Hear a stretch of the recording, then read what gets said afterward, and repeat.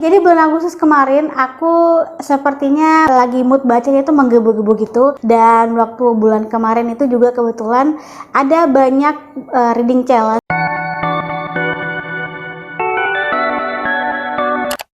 Hello book besties, welcome and welcome back to my channel. Halo semuanya, apa kabar? Aku harap kalian dalam keadaan happy and healthy. Terima kasih sudah klik video ini, dan di video kali ini seperti yang kalian di judul dan di thumbnail, hari ini aku mau kasih tau kalian wrap up aku atau rekapan bacaan aku selama aku baca di bulan Agustus kemarin gitu ya. Tapi sebelum ke videonya, jangan lupa untuk follow aku di Instagram @fatimuin, karena di sana aku ngupload bookish konten yang gak aku upload di sini. Pastikan kalian duduk manis, siapkan cemilan dan air putih. So without any further ado, mari kita langsung ke videonya. Jadi bulan Agustus kemarin aku sepertinya lagi mood bacanya itu menggebu-gebu gitu, dan waktu bulan kemarin itu juga kebetulan ada banyak reading challenge. Jadi kayak aku banyak ikutan juga, dan kayaknya bulan Agustus itu adalah dimana aku produktif banget untuk membaca gitu loh. Oke, buku yang pertama judulnya Please Look After Mom, karya Kyung Sok Shin. Jadi di buku ini adalah merupakan Korean literature, dimana semua latar tokohnya itu merupakan settingnya semua di Korea. Buku ini tuh menceritakan tentang seorang ibu yang hilang gitu ya, ketika dia hendak mengunjungi anaknya yang berada di kota. Jadi ceritanya itu sepasang suami istri ini mau ikut naik kereta gitu. Dia pergi naik kereta untuk pergi ke sebuah kota untuk mengunjungi anaknya gitu. Tapi pas naik di kereta, di pertengahan jalan, ibunya ini kayak lost gitu. Dia kehilangan suaminya, dan suaminya ini bilang kalau dia merasa kalau istrinya itu ada di belakang. Jadi makanya dia kayak nggak terlalu gimana-gimana gitu. Pas ditengok ke belakang, itu istrinya udah nggak ada. Jadi pas sampai di kota, anak sama suaminya ini berusaha untuk mencari ibunya itu yang hilang. Dia kayak print beberapa pamflet atau banner mukanya ibunya ini, memberikan imbalan kepada siapa saja yang menemukan atau melihat ibunya ini gitu loh. Tapi yang sedikit bikin aku kecewa di buku ini, buku itu kurang menceritakan bagaimana perjuangan si anak dan ayahnya ini mencari ibunya. Lebih kayak ke cerita memoir atau kenangan-kenangan semasa ibunya sebelum menghilang kayak gitu.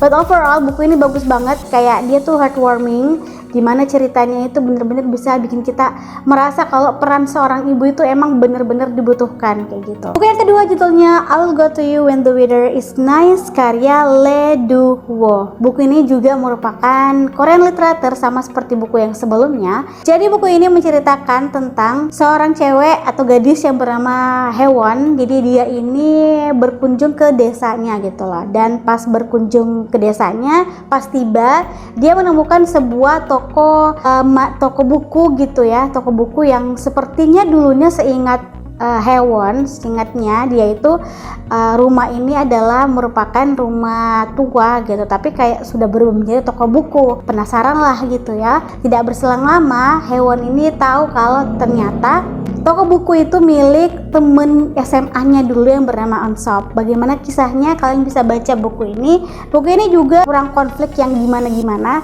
heartwarming juga. Jadi kalau misalnya kalian baca itu kayak kalian merasa bahwa reuni ke teman-teman SMA kalian kayak gitu. Buku yang ketiga judulnya My Brilliant Life, karya Kim Ae-ran. Nah, buku ini juga hampir sama dengan dua buku sebelumnya. Kayak bulan kemarin itu aku banyak baca buku Asian literature gitu. Jadi buku ini tuh menceritakan tentang seorang anak yang lahir dari sepasang orang tua muda gitu. Namanya Arem. Arem ini punya sebuah kelainan penyakit langka gitu ya. Jadi kayak dia itu wujudnya, fisiknya itu seperti orang tua, tapi dia tetap dengan umurnya yang 17 tahun gitu ya. Fisiknya itu, jiwa raganya kayak dia tuh sudah berumur 60 tahun gitu loh. Nah, buku ini juga hampir sama, tidak terlalu banyak konflik yang signifikan, dan aku sukanya buku ini kayak menceritakan tentang memoir gitu, bagaimana kisah yang hangat tentang orang tua ke anaknya dan anak ke orang tuanya gitu. Dan buku ini cukup rekomendasi banget buat kalian baca yang suka kekeluargaan.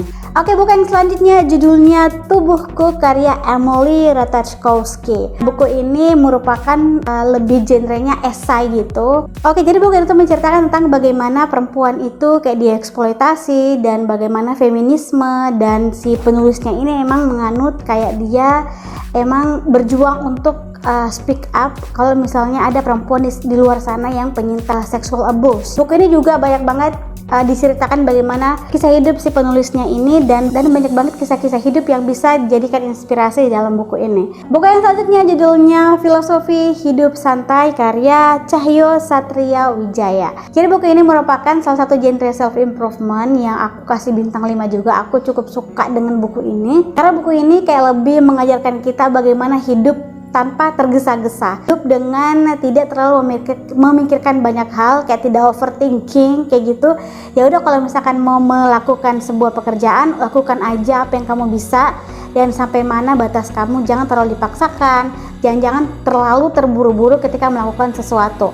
Pokoknya buku ini tuh bagus banget, dan juga yang menariknya buku ini dicantumkan atau dikasih latihan-latihan buat kita, buat pembaca, untuk mengetahui bagaimana atau seberapa enjoynya kita dalam menikmati hidup. Dan buku ini rekomendasi banget buat kalian untuk baca.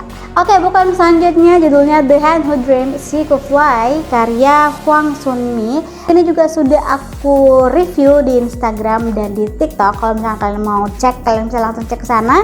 Jadi buku ini tuh menceritakan tentang seekor ayam betina petelur yang ingin bermimpi. Jadi dia itu bermimpi untuk mengerami telurnya dan melihat telurnya itu menetas. Nah, suatu hari si hewan ini, si ayam ini yang bernama Daun, terwujudlah mimpi itu. Dia keluar dari kandang dan menetasi dan mengerami seekor telur bebek kayak gitu. Dan buku ini emang bener-bener bagus banget, ceritanya menggemaskan. Kalian wajib banget buat baca dan bisa dongengkan ke anak-anak kalian yang kayak sekitar umur 10 tahun, 15 tahun kayak gitu. Buku yang selanjutnya judulnya Kisah Seekor Camar dan Kucing yang Mengajarinya Terbang. Hampir sama dengan buku sebelumnya. Genre ini juga adalah genre fable, yang dimana tokoh karakternya itu merupakan seekor hewan. Tapi di dalam buku ini dia itu adalah seekor kucing dan seekor burung camar. Yang dimana ceritanya ada ibu camar yang dia ini kayak merasa bahwa hidupnya tidak lama lagi gitu. Dan akhirnya dia menitipkan telurnya ke si kucing hitam gembul ini. Dan kalau misalnya kalian baca atau sudah baca buku ini benar-benar konfliknya itu hampir sama seperti buku yang sebelumnya, cukup menggemaskan. Aku suka banget dengan latar, karakter, ceritanya, semuanya kayak lucu banget, sumpah kayak pengen banget meluk si Zorbas ini, si kucing gembul ini gitu. Judul yang selanjutnya adalah The Traveling Cat Chronicles, hampir sama fable juga.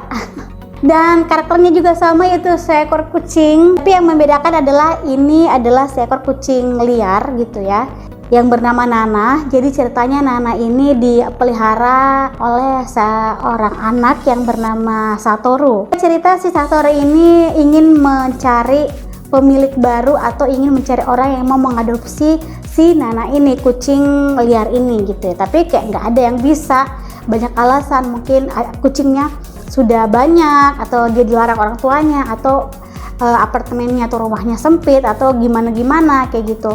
Jadi intinya di buku ini juga menceritakan bagaimana kisah menyentuh dan ada cukup sedihnya juga. Jadi kalau misalkan kalian baca itu pasti kayak kalian bakalan merasa bahwa buku ini fable tapi kenapa rada menyedihkan gitu loh. Buku yang selanjutnya judulnya Pudarnya Pesona Cleopatra karya Habibur Rahman El-Shirazi. Seperti yang kalian tahu, buku ini adalah merupakan kisah romansa Islami, yang dimana di dalam buku ini bukan menceritakan long story tapi lebih ke short story, dimana setiap babnya itu berbeda-beda ceritanya.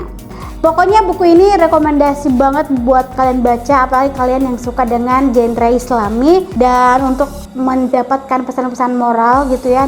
Buku ini cukup rekomendasi. Oke, buku selanjutnya judulnya Tinkerbell karya Equita Milianda. Buku ini tuh menceritakan tentang best friend lovers gitu, dimana ceritanya ada seorang cewek yang bernama Kara dan cowok bernama Keanu.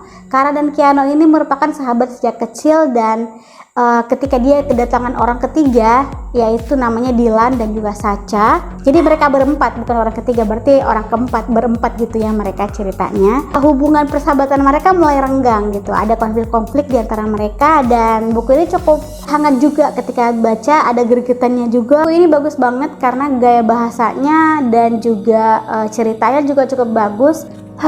Oke, jadi bukan terakhir yang aku baca di bulan Agustus kemarin, judulnya 30 Days Revenge karya Monica Anggen. Jadi buku ini menceritakan tentang kisah hidup Hemi dan Youngjae, di mana mereka ini sebenarnya awalnya mau menikah tapi gagal dikarenakan Hemi itu kabur pada malam pernikahan mereka. Singkat cerita, Youngjae ingin membalaskan dendamnya, kayak dia ini ingin kembali ke Hemi dan membuktikan kalau Youngjae ini bisa sukses dan tidak seperti apa yang Hemi pikirkan kayak gitu. Menurutku buku ini ada sedikit rada triggernya gitu, dimana kita dibuat greget, tapi ceritanya bagus banget dan narasi dialognya juga kayak pas, tidak terlalu berlebihan, dan aku suka dengan latarnya, penjabarannya, dimana latarnya ini kan latarnya di Korea. Aku suka dengan karakter juga yang kuat dan hidup, kayak aku bisa merasakan bagaimana feeling si tokoh karakter di dalam buku ini gitu. Itu dia tadi beberapa buku yang sudah aku baca. Kalau misalkan kalian ada buku yang sudah kalian baca di bulan Agustus kemarin, kalian bisa komen di bawah dan apa pendapat kalian tentang buku itu. Atau kalau misalkan kalian sudah baca buku yang aku sebutkan tadi, kalian bisa komen bagaimana pendapat kalian. Jangan lupa untuk subscribe, like, dan share ke media sosial yang kalian punya biar kalian tidak ketinggalan video selanjutnya. Thanks for watching, have a nice day, see you next video, bye bye.